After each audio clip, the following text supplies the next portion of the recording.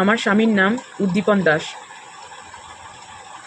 আমার স্বামী 2026-এর কংগ্রেস নেতা আজহারউদ্দিন সিজারের এবছর কংগ্রেস এজেন্ট থাকায় এবং আপনাদের বিজেপি প্রার্থী অনামিকা ঘোষের সঙ্গে তার একটি অবৈধ সম্পর্ক তৈরি হয় এবং এর প্রতিবাদ আমি করাতে আমার স্বামী আমাকে প্রচণ্ড মারধর করে এবং আমাকে বাড়ি থেকে বার করে দেয়।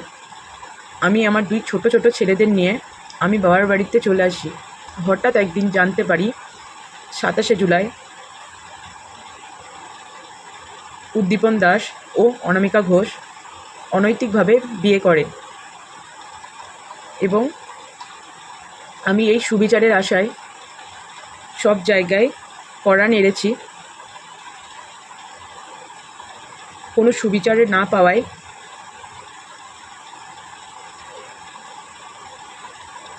আমি শেষ আশা নিয়ে আপনাদের কাছে এই ছোট্ট ভিডিওটি করতে বাধ্য হলাম। দুই ছেলেকে নিয়ে বাঁচা দুর্বিষহ হয়ে যাবে। আত্মহত্যা করা ছাড়া কোনো পথ থাকবে না। নমস্কার, আমি অনামিকা ঘোষ। আমি বিয়ে করেছি, আর এটা আজকাল নয়, এটা 7-8 দিন হয়ে গেল। এবং বিয়ের পরে পরেই আমার যেখানে যেখানে জানানোর জায়গা মতো আমি কম বেশি সব জায়গায় জানিয়েছি।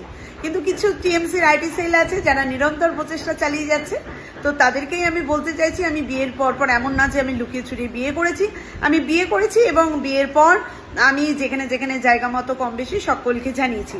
এরপর বলি, যে মহিলা মানে সোশ্যাল মিডিয়ায় আমার নামে অভিযোগ করেছে, তো তাকে বলতে চাইছি আইনের পথ খোলা আছে, আপনি আইনি রাস্তায় হাঁটুন। কারণ আমি আপনার বিরুদ্ধে আইনি পদক্ষেপ নিতে চলেছি। কারণ আপনি যে স্ক্রিপ্টেড লেখা, যে নাটকীয়তা রচনা করেছেন, যে বা যারা স্ক্রিপ্ট আপনাকে লিখে দিয়েছে অত্যন্ত ভালো লিখেছে, প্রশংসনীয়। আপনি যেটা ভিডিও বার্তা দিলেন সেটা সেই স্ক্রিপ্টটা সামনে রেখেই বলছিলেন যে বিশেষণগুলো আপনি যোগ করছিলেন, আপনার খানিকটা দেখতে বা পড়তে অসুবিধা হচ্ছিল। তো ঠিক আছে, আপনার বিরুদ্ধে আমি আইনত স্টেপ নিচ্ছি এবং আপনিও আপনার মতো আইনত স্টেপ নিন যে অভিযোগ আপনি করছেন। তো এটাই আশা রাখবো। তো এর সাথে সাথে আমি সাংবাদিক বন্ধুদেরকে এটাও জানাতে চাই যে সব কিছুতে রাজনীতি খুঁজবেন না। কারোর অভিযোগের ভিত্তিতে এইরকমভাবে সংবাদ পরিবেশন সত্যি আপনারাই পারেন।